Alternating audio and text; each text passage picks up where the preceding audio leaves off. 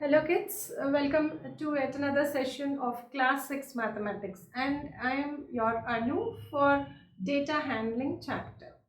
Last class we saw about ways of, that is, techniques of presenting the organized data. That is, we collected information, we organized them, and then we presented, right? So we saw two techniques of presenting the data we collected, right? So the recorded data has to be presented in a more meaningful way, so that whoever reads it or whoever sees it will be able to understand it and interpret it very easily. So we have several techniques, and for us to understand, we have just three techniques in this class, and two techniques, that is, I have said before, tally marks and pictograph, are two methods of rearranging or presenting data we collected, right? So let us take another instance or another example through which we'll be seeing all the three techniques. I'm going to say you yet another technique other than the tally marks and the pictograph, and I'll explain you what are the advantages of the new technique, that is the third technique we are going to study about, right? So let us take a well-known example, a well-known instance which we can relate, right? So let us take the setup of a classroom where the teacher records the subject marks, right? She records the subject marks for the exam conducted recently. So she have the marks for all the subjects of all the students. So she is going to record it and she is going to present it. So let's see how much information we get from it. Okay. So now, first of all, for doing to present data, we need the recorded data in a clear manner, right? So we need to have a tabular column, or we need to have the recorded data in a perfect way so that it can be presented in a more meaningful way. So let us have the subjects.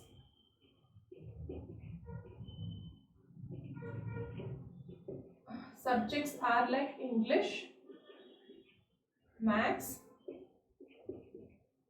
Science and Social, the common subjects we have, right? So now for these subjects she has collected marks for all the students, right? So all the students have scored, have attended the exam and they have got the results too. So she has recorded the marks of all the students, and she has organized it in such a way that, see, in English, let us consider all to be, all to have got pass marks. Okay, so from 40 to 50, these are the range of marks. So from 40 to 50, there are some 10 students. Okay, 10 students have got 40 to 50 marks, and 50 to 60 marks, and 60 to 70, and this is more than 70. Okay, she has divided it into 4 groups, and for this she has recorded, see, 40 to 50, 10 students, and 50 to 60, there are some 5 students, 60 to 70, some 20 students, and more than 70, she has some 8 students. Okay, so now like in maths, there are 5 students here. So I am putting the data in a more random way, okay, so that we'll get into the question soon. 50 to 60, there are some 10 students, 60 to 70, some 15 students, more than this, okay, some 18 students, okay, more than 70, 18 students. Now here you have 15, 20, 10 and 5. So let us make this to be 20. No, not 20. Let us keep it, okay, 10. Now social, there are some 10 students, and here 15, and here 20, and here 15 again. So we have taken numbers randomly. Let's not get into the total number of students and all. I have just picked the numbers. I have put the numbers in at random so that we'll start presenting the data here. Now we have the tabular column here. First, the thing is to present the data, we need to record it perfectly. Okay, so this is our recorded data. We have made a tabular column and we have got the information. Now the first thing what we studied is the tally marks.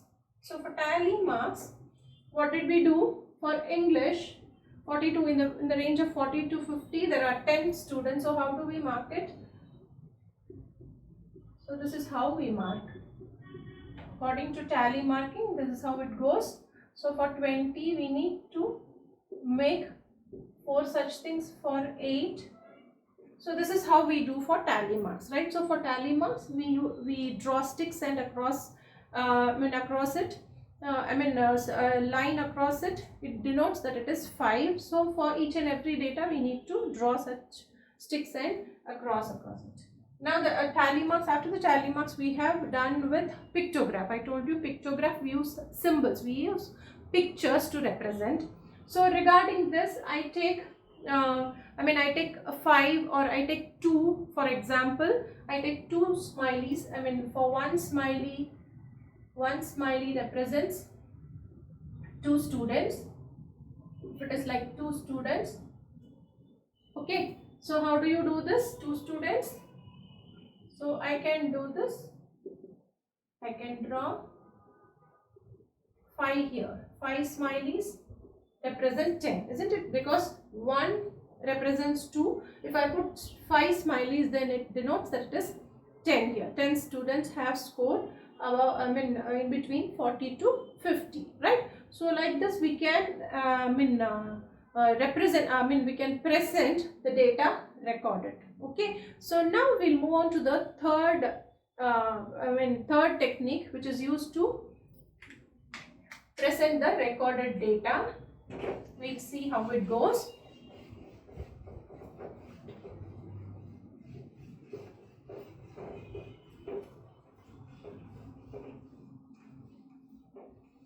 After studying tally marks and pictograph, there is another technique by which we can present the recorded data. That is, it is known as bar graph.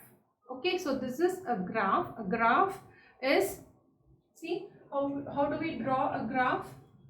We take a horizontal line and a vertical line and they meet perpendicularly. They meet at right angles to each other. Okay, so this is called the x-axis and this is called the y-axis. This is the setup for a graph. And in the horizontal axis, I'll take one particular quantity. In y-axis, I'll represent another quantity. If, say, for example, I take subjects in the x-axis, I take marks in the y-axis. Okay, so by this way, I'll be able to represent the data collected. Now, how do we do that? Now, I take marks in the y-axis.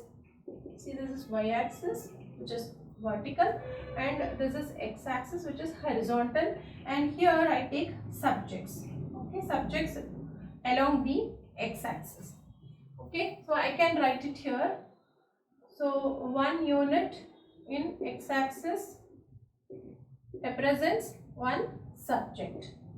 Okay, likewise 1 unit in y-axis represents 10 marks. Maybe I can space it, I should space it equally. Okay, so 1 unit in y-axis represents 10 marks for me. So I write it here: 10, 20, 30, 40, 50, 60, 70, 80, 90, let's take 100 to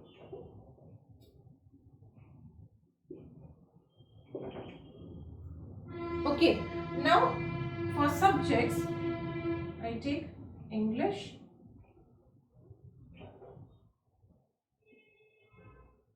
Maths, Social and Science.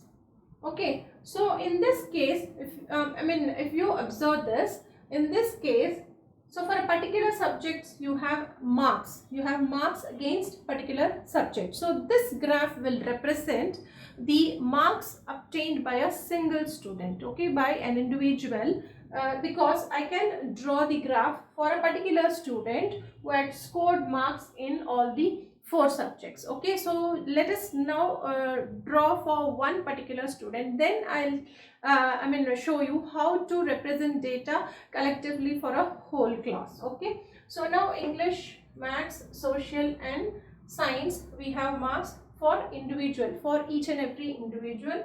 So now for the for the student 1, we are going to represent, this is just an example of how to represent data in a bar graph. Okay, but it is very tedious to represent each and every each and every progress report of each and every child in this bar graph. Okay, for our convenience, or if at all, if I have written the examination and I need to check the graph and I need to see how far I have fared in the exams, so this will help me a lot. But doing this for a class individually, it will be a very tedious process, and the graph meant for a whole class is something different from this. I'll tell you after doing this, I'll be telling you that too, but this is an example for you to understand how to do a graph, how to make a graph, how to make a bar graph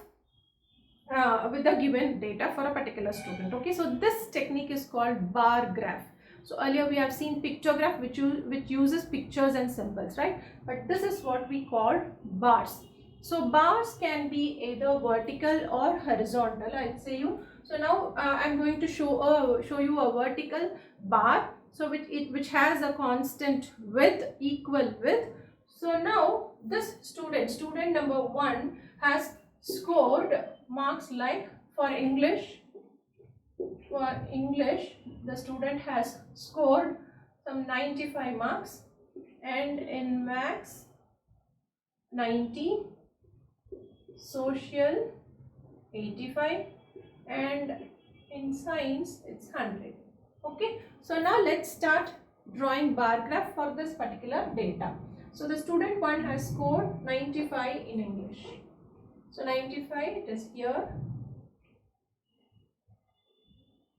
So I have drawn a vertical, see, this is a vertical bar I have taken, and for Maths it is 90.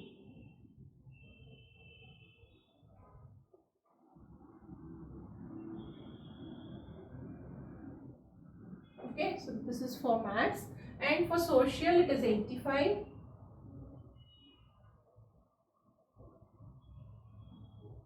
Okay, then for Science it's 100.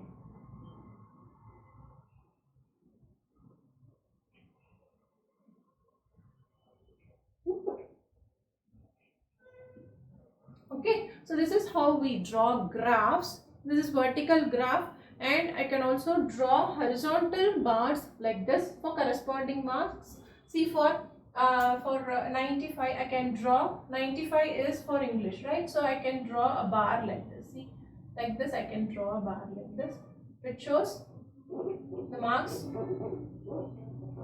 equivalent to the subjects, right? That those are horizontal bars and these are vertical bars.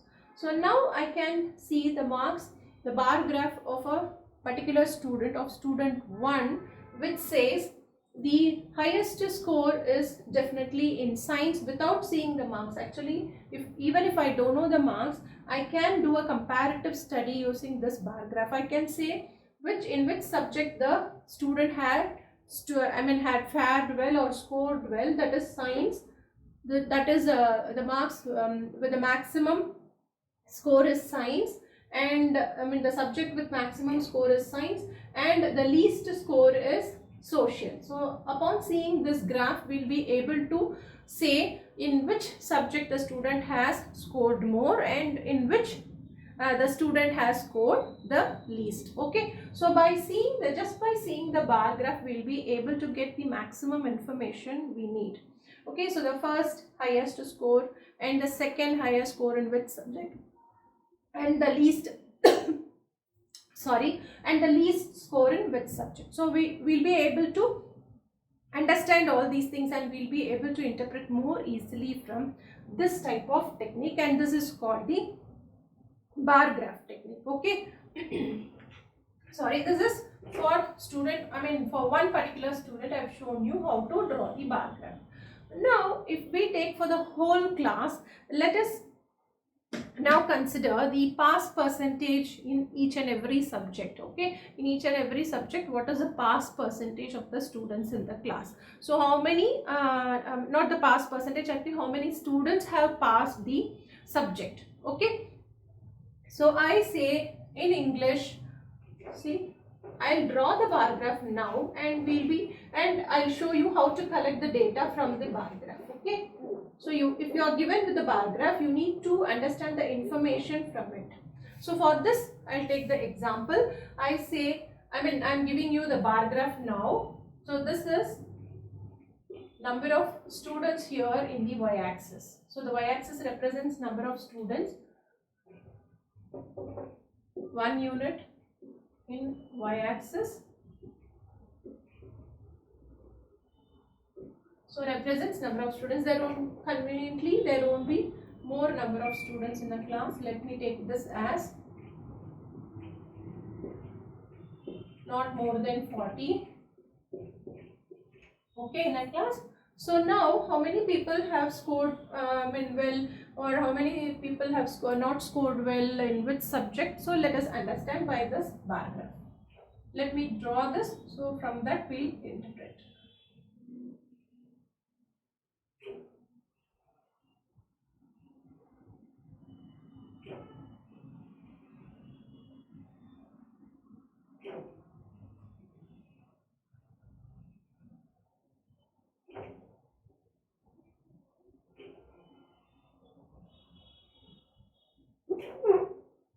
Sorry, you just please use a scale while drawing the bars. Now I have drawn you a bar graph here. From this, let's interpret the information. Let us find out the information as much as we can, right? So now we see for the English subject, how many students have passed, the number of students, how many students have passed English, that is 20 of them have passed. Now in maths, how many of them have passed? 35 of them have passed. And in social, 30 of them, and in science you have 45 of them passed in the subject science. So from this bar graph, let me ask you some questions, see if you can answer them. So which is the most liked subject in the class, in the whole class? Which is the most liked subject? So what is the answer for this? Yes, preferably it is, obviously it is science, isn't it? Because only in science more number of students have passed than any other subject. Science is the most liked subject, most preferred or most liked subject of this class. And which is the least preferred? Least preferred means it is not that they don't like it, but some students are weak in this subject. So how many have passed? Only 20 of them have passed in English. So that is the least liked subject. That is, they don't, most of them don't like English, or they don't get it easily. Now the second liked subject is maths, and the third is social. So which subject how many number of students, the number of students in which subject have scored more than science? If I ask you the question, more than science, in which subject they have scored? In, obviously in maths and social. I'm asking you in which subject, in which subjects they have scored more than social.